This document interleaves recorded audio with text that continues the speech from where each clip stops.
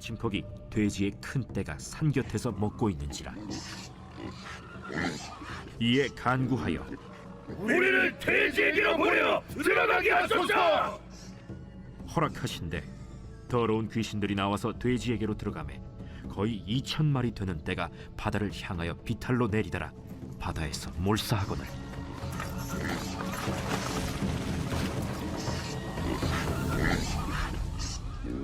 칠언자들이 도망하여 읍내와 여러 마을에 말하니 사람들이 어떻게 되었는지를 보러 와서 예수께 이르러 그 귀신 들렸던 자 곧 군대 귀신 집혔던 자가 옷을 입고 정신이 온전하여 앉은 것을 보고 두려워하더라.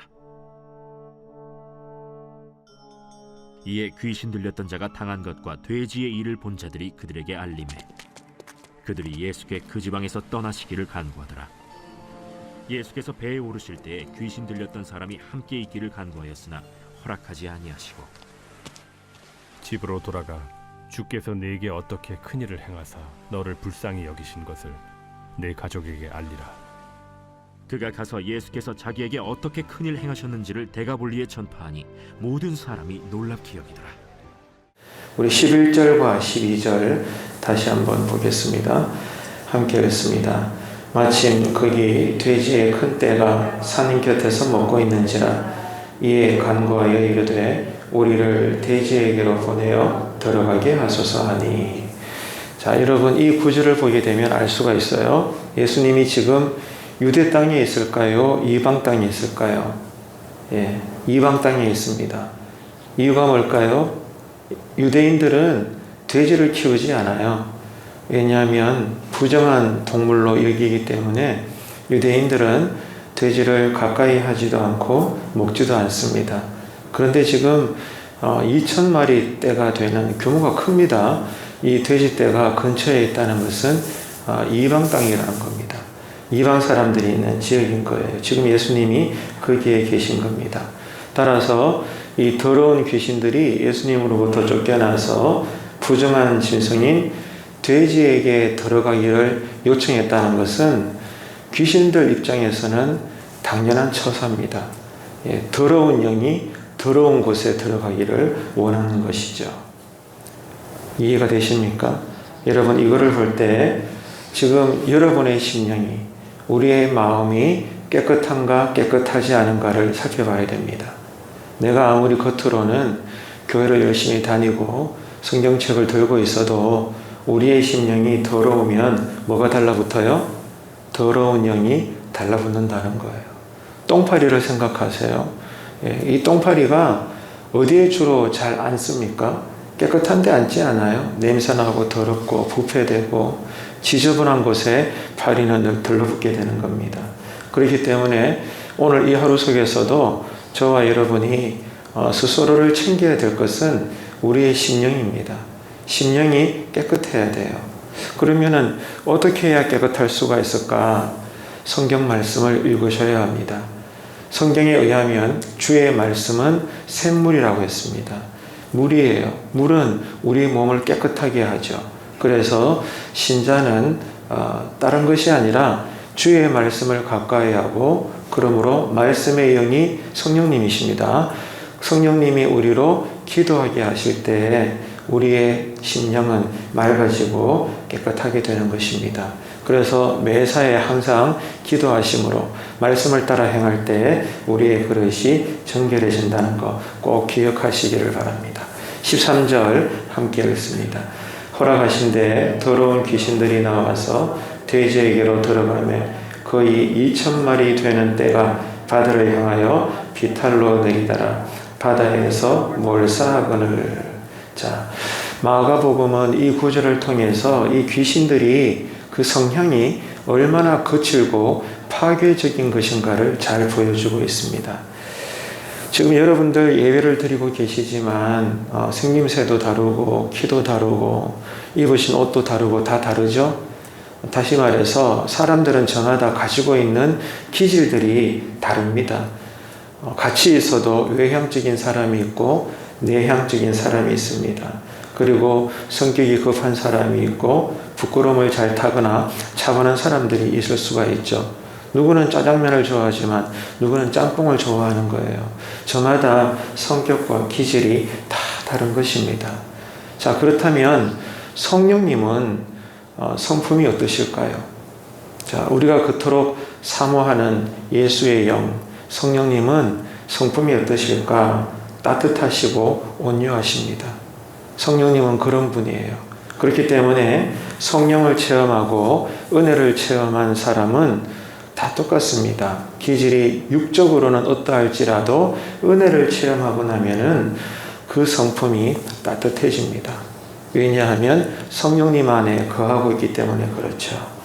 그런데 가만히 보면 교회 안에서 어떤 성도님들은 기본적으로 성품이 거칠거나 급합니다. 그리고 그분이 말씀하시는 것, 행동하시는 것을 보면 그닥 틀리지 않아요. 하시는 말씀이 옳아요. 그런데 웬일인지 그분의 언행을 들어보게 되면 주변 사람들이 불편해하거나 또 상처를 받을 때가 있습니다. 주변에 보면 그런 성향을 가지신 분들을 볼 수가 있죠. 여러분 왜 그럴까요?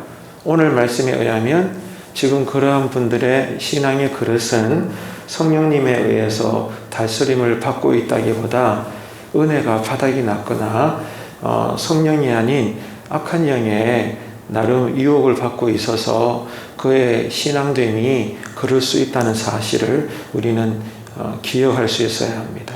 다시 강조합니다. 내가 육적으로는 성격이 다양한 기질을 가지고 있어도 그럼에도 불구하고 은혜를 체험한 자, 성령 안에 거하는 자, 늘 주님과 동행하는 자는 그 성품이 기본적으로 성령님을 따라 온유합니다. 따뜻합니다. 친절합니다. 이것이 그리스도의 향기입니다. 오늘도 저와 여러분이 이렇게 살아내시는 성령의 사람들 되시기를 간절히 바랍니다. 이어서 14절로 17절 함께 읽습니다. 치던 자들이 도망하여 읍내와 여러 마을에 말하니 사람들이 어떻게 되었는지를 보러 와서 예수께 이르러 그 귀신 들렸던 자, 곧 군대에 귀신 집혔던 자가 옷을 입고 정신이 온전하여 앉은 것을 보고 두려워하더라. 이에 귀신 들렸던 자가 당한 것과 돼지의 일을 본 자들이 그들에게 알림해 그들이 예수께 그 지방에서 떠나시기를 간구하더라.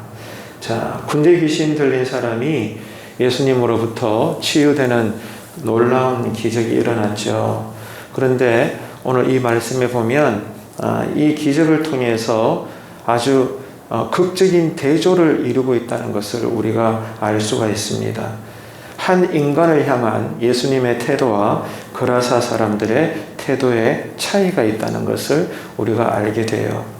예수님은 어떤 분이십니까? 한 영혼의 가치, 그 영혼의 소중함, 그 한 영혼의 존엄성을 2,000마리나 되는, 다시 말해서 그 지방 사람들의 경제를 책임지는 재산이거든요. 이 돼지떼가 그들에게는. 그러니까 이게 얼마나 민감하고 솔직히 우리가 먹고 사는 데 있어서는 정말로 중요한 수단입니다. 모두에게 금쪽 같은 재산들이에요. 자, 그럼에도 불구하고 예수님은 어디에 관심을 가지고 있느냐? 수많은 돼지떼가 아니라 한 영혼을 더 귀중하게 보신다는 거예요. 이게 예수님의 태도고 관심입니다. 마가복음은 이렇게 귀신 들린 한 사람이 예수님으로 인해서 이제는 온전하게 되었다. 여기에 집중을 하고 이 사실만 강조합니다. 다시 말해서 이것이 예수님의 뜻이요 관심이라는 거죠. 여러분, 예수님께서 이 세상에 오신 목적이 뭡니까? 사탄의 세력을 정복을 하고 어떤 희생을 치러서라도, 이게 중요해요. 예수님이 이 땅에 오신 목적은 어떤 희생을 치러서라도 한 영혼이라도 그 사람을 구원하시기 위해서 이 땅에 오신 거예요. 이게 중요한 것입니다. 따라합시다. 어떤 희생을 치르더라도. 예, 이게 중요해요. 예수님은 어떤 희생을 치르시더라도 반드시 사탄의 세력을 정복함으로 거기에 눌려있던 영혼들을 해방시키는 거예요. 이러려고 이 땅에 오신 것입니다. 그래서 예수님은 이 목적을 오늘 본문에서는 공개적으로 많은 사람들 앞에서 돼지떼 사건을 보여주심으로 나는 이런 하나님의 아들 예수 그리스도다. 내가 하나님의 나라다. 이 사실을 사람들에게 밝히 보여주고 계시는 겁니다.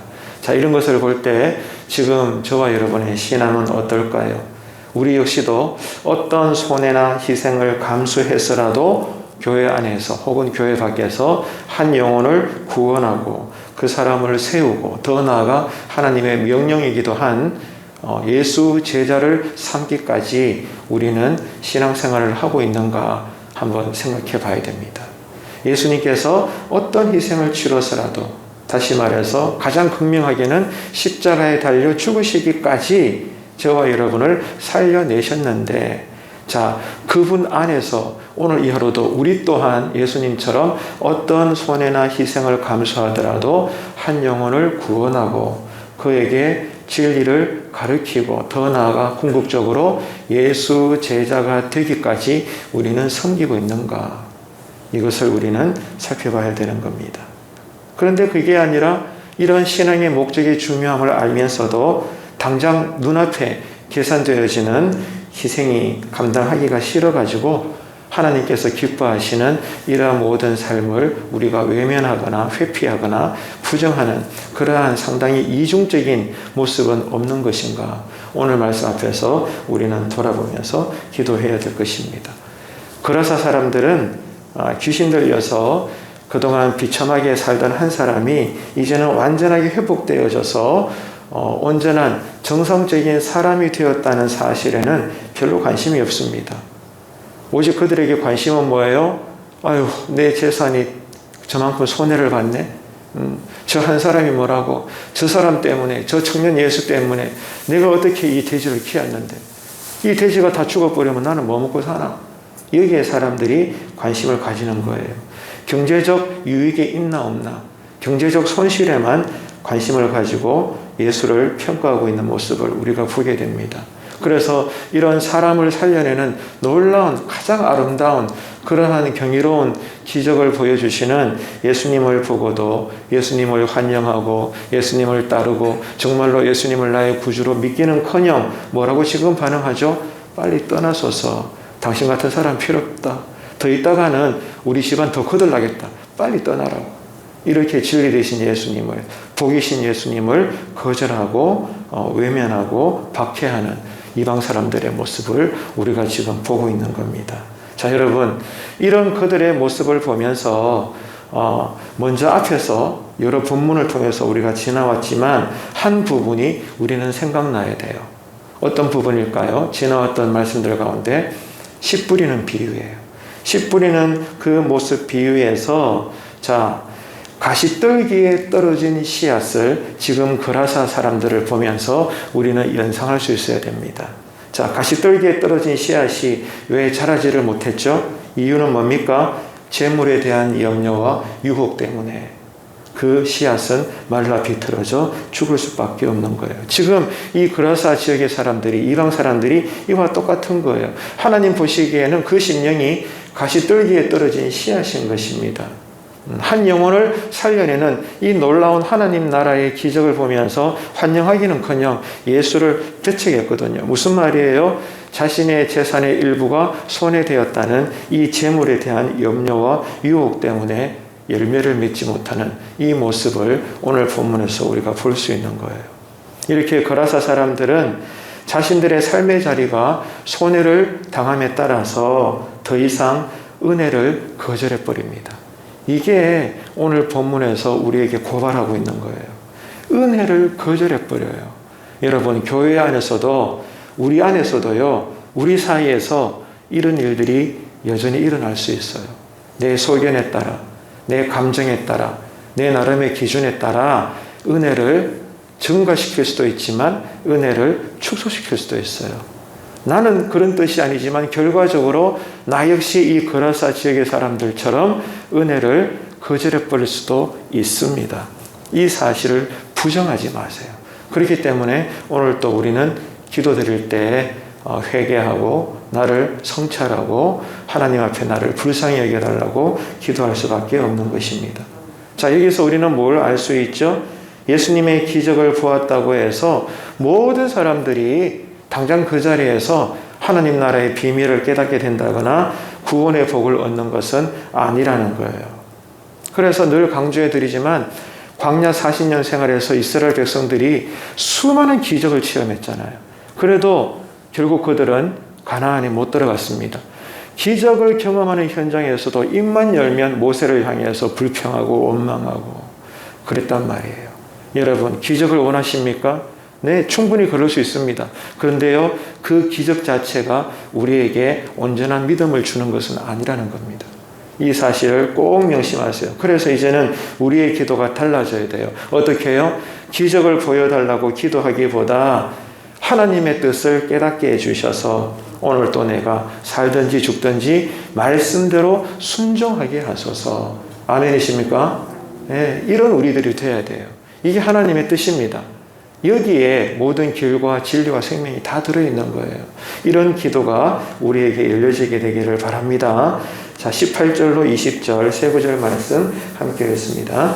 예수께서 배에 오르실 때에 귀신 들렸던 사람이 함께 있기를 간구하였으나 허락하지 아니하시고 그에게 이르시되 집으로 돌아가 주께서 내게 어떻게 큰 일을 행하사 너를 불쌍히 여기신 것을 내 가족에게 알리라 하시니 그가 가서 예수께서 자기에게 어떻게 큰 일을 행하셨는지를 대가볼리에 전파하니 모든 사람이 놀랍게 여기더라. 아멘. 자, 거라사 사람들의 예수님을 거절했던 반응과는 달리 귀신에서 노임을 받았던 이 한 사람은 예수님을 따르기를 간청하고 있습니다.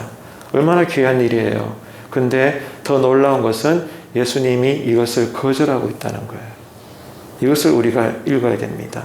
오히려 나를 따를 것이 아니라 너의 가족과 친구들에게 지금 일어난 이 큰 일, 네가 귀신으로부터 해방받게 된 것과 이렇게 되기까지 내가, 즉 주님이 너를 얼마나 불쌍히 여기셨나 이 사실을 증거해라. 이게 네가 나를 따르는 것이고 네가 할 일이다. 다시 말해서 복음 증거의 사명을 맡기시고 계시는 거예요. 이게 여러분 언제나 하나님이 하시는 일입니다. 그런데 우리 주변에 보면 여러분 기억나실 거예요. 많은 사람들이 크고 작은 간증을 합니다. 신앙 간증을 합니다. 좋은 일입니다. 그런데 가만히 들어보면요, 은근히 하나님을 자랑하면서도 뭘 자랑해요? 자기를 자랑해요. 이게 폐해입니다. 신앙 강증의 왜곡이고 폐해입니다. 간증은 하는데, 그래서 하나님의 은혜는 말하는데 가만히 들어보면 덩달아 자기를 드러내요. 과장해서 간증하는 경우들이 곧자리 있습니다.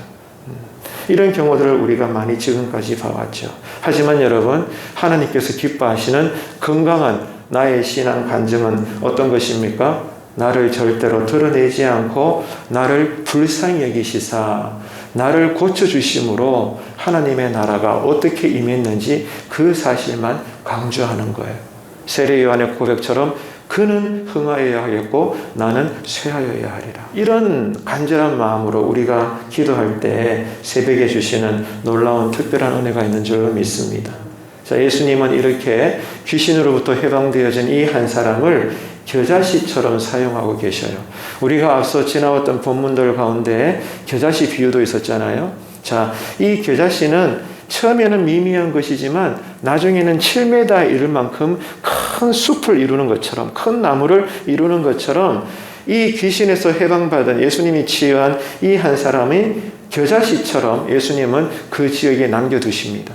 그리고 이후에 어떻게 돼요? 그 한 사람을 통해서 큰 하나님 나라의 역사가 나타나게 되고 이루어지게 된다는 사실을 우리는 기억을 해야 되는 거죠. 자, 이것이 바로 오늘 이 하루도 주님이 우리를 바라보시면서 기대하시고 원하시는 모습입니다. 여러분, 주님으로부터 은혜를 체험하고 나면 잘 들으십시오. 교회는 절대로 그것을 감출 수가 없습니다. 여러분이 은혜를 받으면 그 은혜 받은 분량만큼 감출 수가 없어요. 드러내게 되어 있습니다. 복음서 어디를 읽어봐도 예수님으로부터 고침을 받고 영혼의 구원을 받은 자는 예수님이 그러지 말라고 해도 불순종하면서까지 주변 사람들에게 일어났던 이 일을 알리게 되어 있는 거예요. 이것은 절대로 떨어지지 않습니다. 여러분, 그렇기 때문에 받은 은혜를 감출 수가 없고 전하게 되어 있다. 지금 우리의 신앙이 이와 같아야 된다. 오늘 말씀은 우리에게 외치고 있는 거예요. 그래서 늘 은혜를 받음으로 오늘 또 우리가 어디서 누구를 만나든지 은혜를 드러내며 하나님의 나라를 풍성하게 이루며 사는 복된 이 하루가 되시기를 주님의 이름으로 축복합니다.